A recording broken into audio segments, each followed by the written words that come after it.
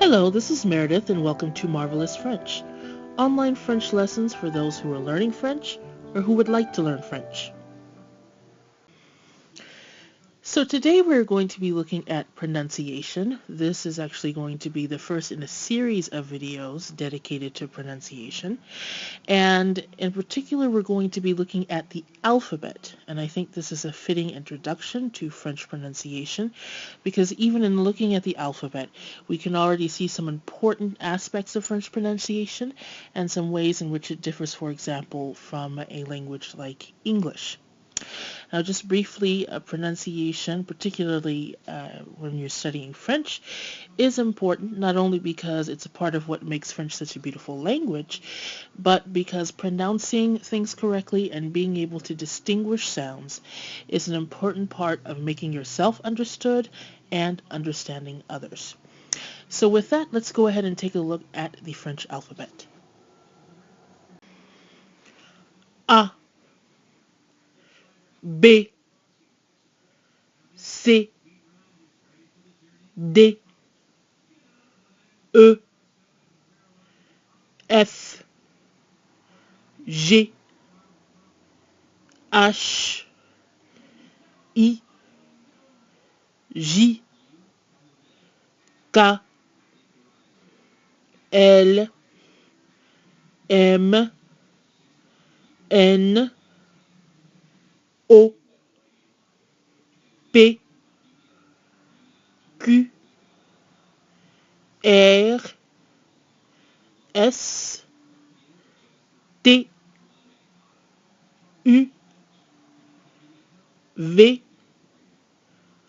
W, X, Y, Z. So a couple of notes regarding the alphabet. First of all, as you may have noticed, G and J are switched in French, meaning that G is J in French, and the letter J is J in French. So that's something to look out for if you want to spell something out, or if you hear something spelled out.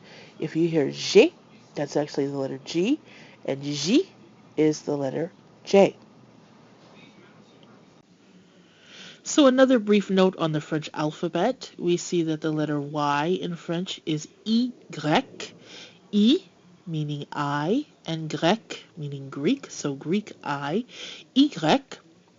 And as for the letter Z, which is Z in French, this is actually identical to the way that Z is said in British English, Z.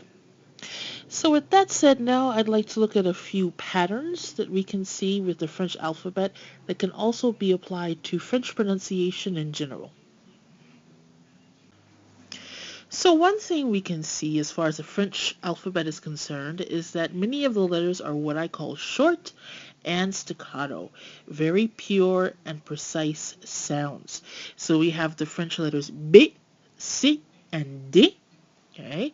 First of all, the consonant sounds there, B, S, D, are pretty strong and pronounced.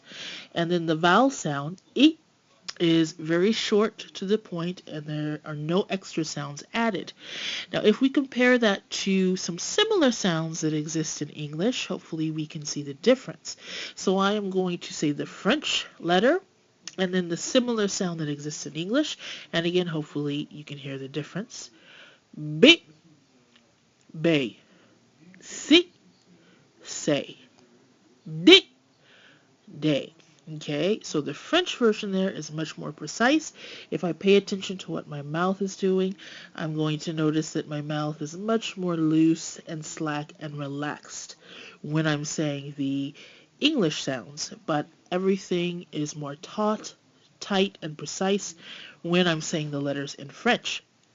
So you can imagine if already we have these differences with just single letters, okay, these differences extend to words, and then to sentences. And this is why sometimes we can have a situation where technically we are pronouncing things correctly, and yet it still doesn't have that extra French flair because our mouth really isn't as taut and tight as it needs to be. Our vowel sounds and our consonant sounds are not as precise as they need to be. So that's something to keep in mind, short and staccato.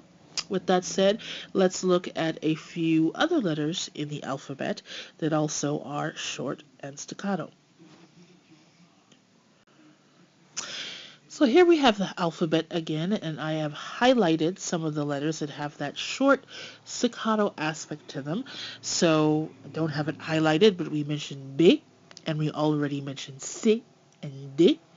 And in addition, we have J, J, P, T, V, W.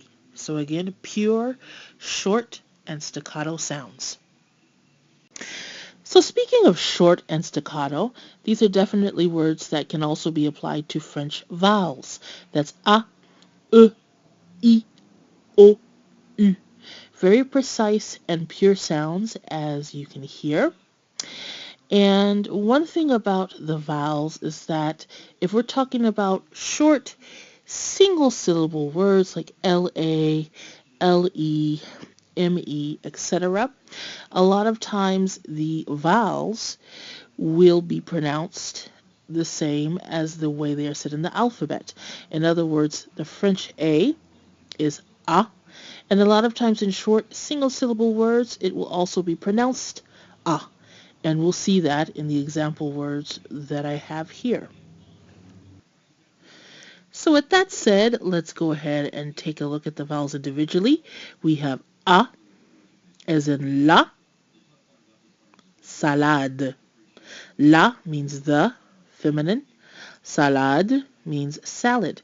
Now if we compare salade, the French word, to salad, the English word, we can hear some differences. First of all, in English, we have two letter A's, okay, but they're both pronounced differently. A versus I. Okay, we kind of get lazy, so to speak, at the end of the word. Salad. Okay, we don't do that in French. Salade. Both of those A's have equal weight, and they're both pronounced A. Also, the D in the French word, salade, is distinctly pronounced, whereas in English, salad. We basically kind of sort of drop the D at the end there. We don't pronounce it very well. So again, sounds in French are much more pure and precise. Now this is a sound that is unique, okay, to the French language, or rather, we should say it does not exist in English. Now we have a similar sound, which is the double O in words like look, But if we compare the two sounds, the French E, versus the American sound or the English sound, okay, the French version is again much more pure. I'm having to make sure that my mouth is rounded and remains still. The English version is much looser, not having to round my mouth, so it really does not sound exactly the same. Let's take a look at the example words here. Le, me, te. So again, we can see we have short single syllable words, and so the letter E, is pronounced just as it sounds in the alphabet. Another thing here is if you're having difficulty making that sound, one little trick that may help is if you round your mouth, you keep it still, and you attempt to say eh. If you do that, you'll make a sound that is rather close to what we're trying to get at, which is Now as for the letter I, which in French is I. Now first of all, there's a little extra something happening there in French. There's something happening in the back of my throat with the letter I. I. It's kind of deep in the back of my throat. And we have a similar sound in English, double E, okay? But if we compare the two, E versus E, again, I'm having to be much more precise with the French version. My mouth is much looser and relaxed in English, so they are not the same sound. Two example words, limite, timide. Now, O, the French O, again, very precise. Now, we have a similar sound, OH, for example, O, but again, not exactly the same. That is a diphthong. There's a little W sound at the end in English that does not happen in French. It's just the pure O sound in French. O. Two example words, pot, robot. And finally, we have the French U, which is not a sound that exists in English. The closest we have may be few, you, the double O and two, but neither of those sounds are really what we want, which is U. Again, if you're having difficulty making this sound, you can round your mouth and now attempt to say E, and it should come out sounding more or less like U. U. Also notice when you say the French E and the French U, right? E is the French E, U is the French U. Notice how it resonates internally in your body. That's what you should be feeling when you make those two sounds. Now, as for example words for our U, we have lu, vu, pu. So just briefly to go over the meaning of these example words, we have la, which again is the feminine, salade, salad. For e, we have le, me, te, le meaning the, masculine, me meaning me, te meaning you, informal, or to you. For I, we have limite, which is limit, and timide, which is timid or shy. For O, we have pot, which is pot, as in a pot that you cook with, or robot, which is robot. For U, we have a couple of past participles, past tense. So lu is the past tense of to read, so read. Vu, past tense of to see, so saw. And pu, past tense of to be able to, so we could say could. Now, another thing we can notice with certain letters in the French alphabet is that they tend to be what I call dry. There's less air involved. So those letters are the letters K, P, and T. That's K, P, and T. If we compare those letters to the English equivalents, there will be a little puff of air that we use with K, P, and T. So that does make words that start with these letters sound a bit different in French. So I have one example word for each letter. Let's take a look. For K, we have koala. P, petit. T, tapis. So koala means koala. Petit means small or short. And tapis means rug. So if we would say those words more in an American way, there would be more air involved. Koala, petit, tapis, airier, okay? But the French equivalent, koala, petit, tapis, it's more controlled. I'm having to hold back a little bit. And so sometimes that ka, for example, has almost a G sound to it. The p, more of a slight B sound. And the t sounds a little closer to D because they're not as airy in French as they are in English. Now, another aspect of the French alphabet, and by extension, words in French, is that, again, a lot of the sounds tend to be more strong and precise. So I have 3 words here to exemplify that. These are words that also exist in English and have the same meaning. So I'm going to read the French version of these words. We have festival, minimum, clown.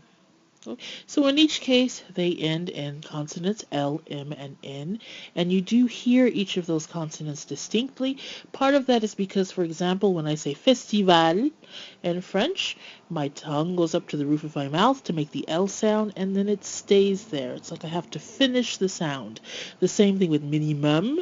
My lips, go together for the M sound, and I kind of leave it there to finish the sound. And we have clown. Again, I'm holding my tongue to the roof of my mouth to complete that N sound. Now, if I compare it to how we say these words in English, festival, minimum, clown, sort of like once the sound is finished, I'm done. So again, this just emphasizes that in French, sounds tend to be strong and precise. Now, what is interesting is that a lot of times consonants at the end of French words are not pronounced at all, and we'll go over that in a separate lesson. But the point is, when they are pronounced, they're pronounced very distinctly. So let's go ahead and look at a couple of letters in the French alphabet that are pronounced particularly strong and precisely. So here are letters that are really pronounced very clearly. F, H, L, M, N, S, X, Y, Z. Okay, so if we compare especially letters like L, M, and N, French versus English, in French, L, M, N, okay, very precise. We're finishing the sounds versus L, M, N. We're not taking the time to make those sounds as precise. So now that we've talked about some of the aspects of the French alphabet that can apply as well to French pronunciation in general, I want to focus on a single letter, the quintessential French letter, that is the letter R, or R in French, la lettre R. Now, the first thing to know about the letter R in French is that it comes from the back of the throat. It is guttural. It will never come from the teeth like the American R does. So if you find yourself saying a word in French and you feel your teeth in action, you know that that's probably not the French R. Now, I have here what I call the 3 G's. Now, in a certain way, because the R is very guttural, it kind of has sometimes a little flavor of almost a G sound, because the G also comes kind of from the back of the mouth, not the exact same area. But anyway, I have what I'm calling the 3 G's. R is guttural in French, meaning it comes from the throat. I have the keyword gargle because it actually comes from the area, that same area where you gargle. And then I have not grr. Again, if you're making that r sound, that's very American, and that has no relation to the French R, which is always in the back of the throat. So with that said, I have 3 words in green here, all with the letter R. And it so happens that the letter R can sound a little stronger or a little more subtle depending on where it appears in a given word. So it just has to do with the way that the mouth works. So the strongest form of the letter R will be found after consonants. For example, we have the word très, which means very, très. So the R is very pronounced in that instance. The second strongest instance of the letter R that you will find is when you have a word that starts with R, or sometimes you'll have R that comes before a consonant, both of which are the case in our second word, regarde. Regarde. So again, both of those R's are coming from the back of the throat. Now, the times when the letter R is the most subtle would be when it comes at the end of a word. That's when it'll kind of be at its softest. So we have the word noir, which means black, and the R there is very subtle, but it is there. I'm going to exaggerate it a little bit. Noir, noir. Okay, so there's sort of like a little outtake there at the end, but note that this is not pronounced noir. We don't just leave off the R. It's not noir. That would be a different word. We want noir. Okay, so again we have très, regarde, noir. The R always comes from the back of the throat. So now that we've talked about several aspects of the French alphabet that can also be applied to French pronunciation in general, I want to just do a little exercise where I've taken several words and a sentence, and I'm going to go ahead and read them more with an American accent versus a more French accent, okay?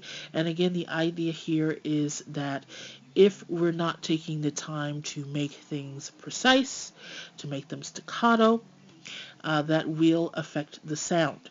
So when I am pronouncing them in the American style, that's going to mean I'm probably going to have a slack, loose mouth. It probably means I'm going to be adding extra sounds to my vowels. The vowel sounds will not be precise. It's probably going to be airier, or more airy, rather.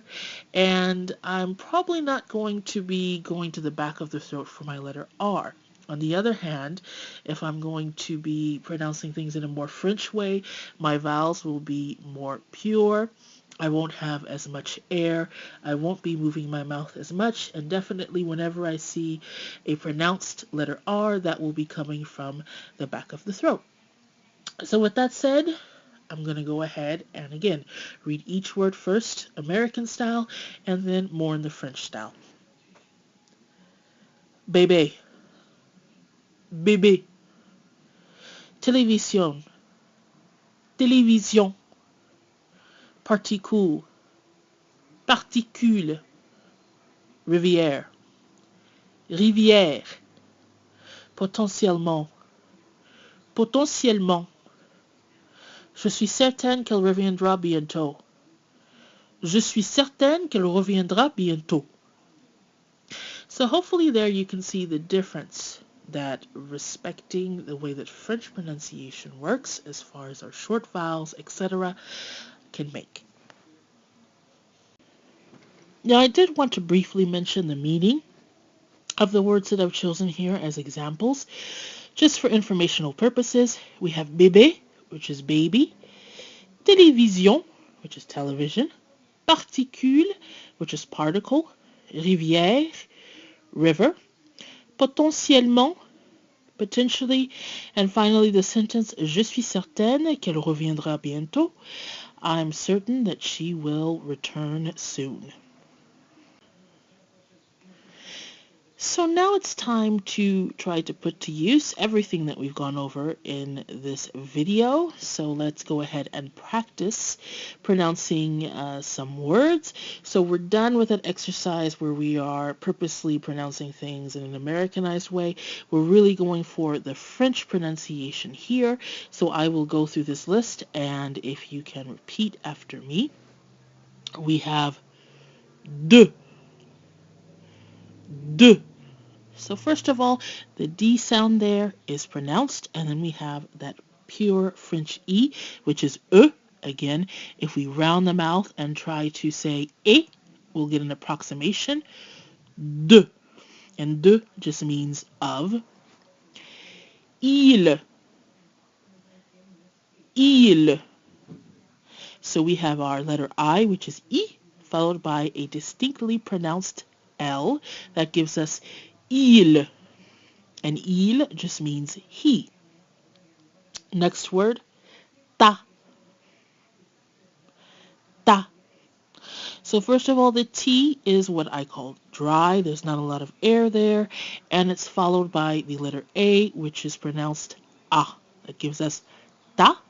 And ta just means your, feminine, informal, your. That's Y-O-U-R.